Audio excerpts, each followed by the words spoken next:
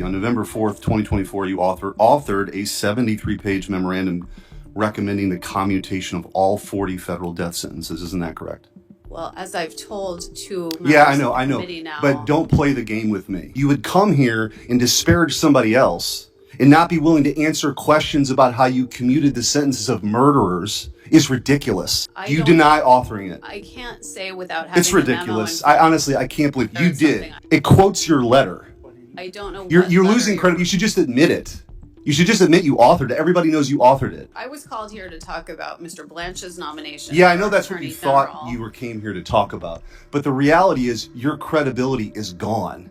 You can't come here and do the political bidding of the Biden administration. You have no credibility to talk about Todd Blanche. I can't believe you've been called here by the other side, but I'm glad we've had an opportunity to expose your hypocrisy. Thank you, Mr. Chairman. First and most importantly, I want to thank all the victims who are here for your courage to come forward. This is not easy to do, to relive everything. So thank you for being here and telling your stories. Ms. Oyer, I want to turn to you. You were Biden's pardon attorney, and I want to make sure I'm clear. Your testimony here today is that you were fired because you wouldn't recommend restoring Mel Gibson's gun rights. Is that right?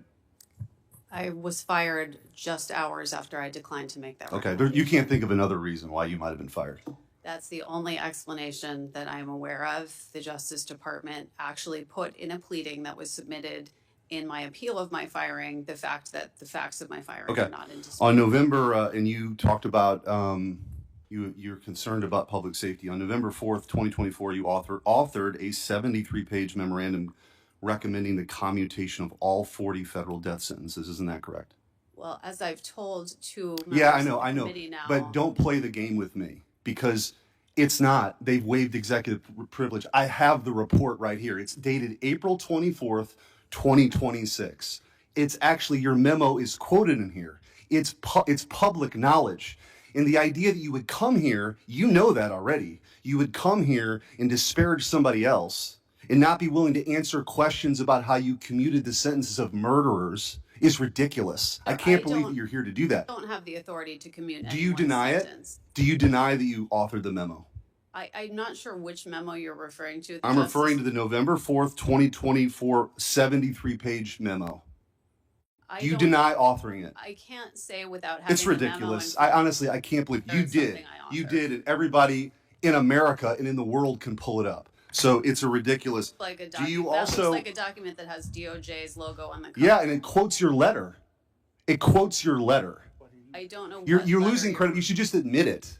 You should just admit you authored it. Everybody knows you authored it. So I'm not going to waste any more time on your convenient little game you're playing here. You also authored and recommended the commutation of the Boston Marathon bomber, the Tree of Life synagogue murderer, and Dylan Roof. We all know this. How many pages of the 73 pages did you dedicate to victims? Because you expressed your concern over victims. How many pages were dedicated to the victims? Sir, I don't have the memo. I can tell you 3. In front of me. 3 pages. 3 pages were dedicated to the victims.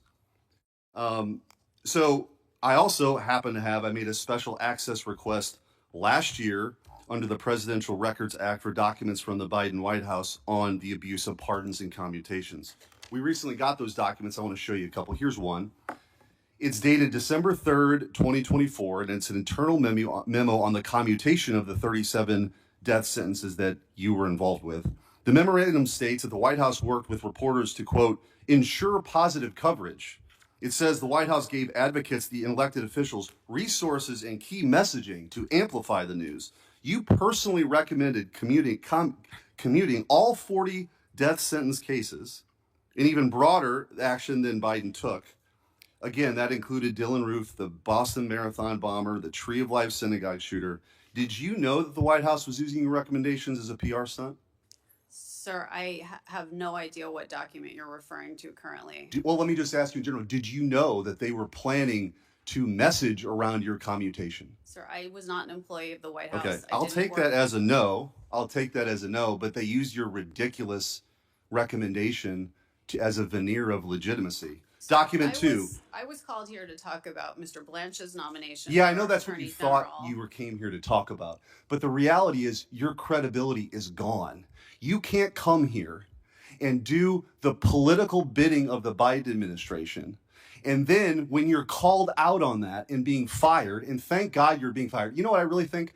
I think you thought you came here and you're selling merch, by the way. Do we have the hoodies that are up for sale? You sell merch. Let's show the hoodies. I think you came here thinking that you were going to be ordained the high priestess of the resistance. That's what I think. That's why you're denying simple facts that you authored the memo commuting the sentences. Everyone knows that. And we have documents now from the White House that they use that memo as a PR stunt. And so the idea, you have no credibility to talk about Todd Blanche. You have none. You've come here, you deny basic facts, you recommended the commutation of murderers. You gave no quarter at all or any time to the victims of these brutal murders. So again, I can't believe you've been called here by the other side, but I'm glad we've had an opportunity to expose your hypocrisy. Thank you, Mr. Chairman. Senator Hirano.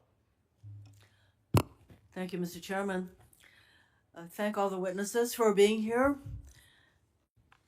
As a continuation of the confirmation process for Mr. Blanche, we are here to determine whether or not Mr. Blanche, who continues to be President Trump's lawyer and all that that implies, should be the Attorney General of the United States of America, who is supposed to be defending the Constitution, not the President. Ms. Bensky, thank you so much for being here and for all of the other Epstein victims.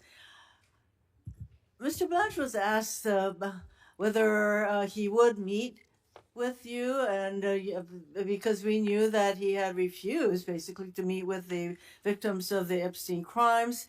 And he offered apparently yesterday, and he made some excuses about it not being appropriate for him to meet with the victims directly. Why, I do not know. Understand, yeah. But he offered up a staff person, and I understand that a staff person from his office contacted you and others, and offered to meet with your counsel.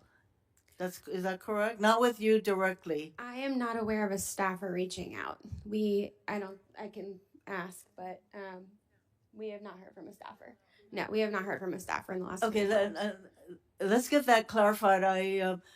Did I misunderstand that? In fact, yesterday when he said, "I have a staff person here, and we can get this done today," Yeah, that they have not contacted you. they have not contacted us. No. He also said that it would not be appropriate for him to meet directly with you. So We don't understand. not only is his staff have they not contacted you, as he indicated yesterday, that this could all happen yesterday, he continues to make excuses, as far as I can tell, for not meeting with you, in spite of the fact that he met for hours with Ms. Maxwell. Why is it so important? Can you tell us once again, why is it so important Yeah, for you and the other victims of Epstein's crimes to meet with Mr. Blanche yeah. personally? Thank you for the question. I think that if a victim comes and reports a crime in the FBI, what is the first thing that they do? They follow up. Like Law and Order SVU taught me that when I was 15 years old. The DOJ has never followed up in 30 years with any of us.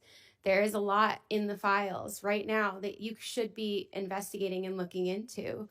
And to my knowledge, I mean, they can answer this too, but we have never been approached by anybody on the prosecutorial side of things. So I do think like sitting down, telling our stories and explaining like the people that were in the room, right? We were witnesses of crimes. We had crimes committed to us directly. We do have a lot of information, and you would think that somebody would take that lead that's already in, like we already went to the FBI, because that we wouldn't have 302s if we hadn't have gone to the FBI. It's already there, right?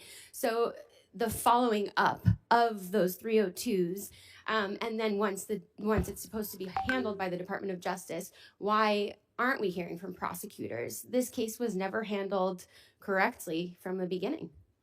And he also made some excuses as to why personal information was not redacted in exposing I'd love many of you, including you. And Yeah. I think something that stood out yesterday was that he had said that immediately when things were misredacted, that they were taken down and they fixed them, and within 24 hours they were put back up. That is entirely not true. There are still things that need to be redacted, and there's still survivor information in there even today, from my awareness. My information just came down in April, and that was after begging.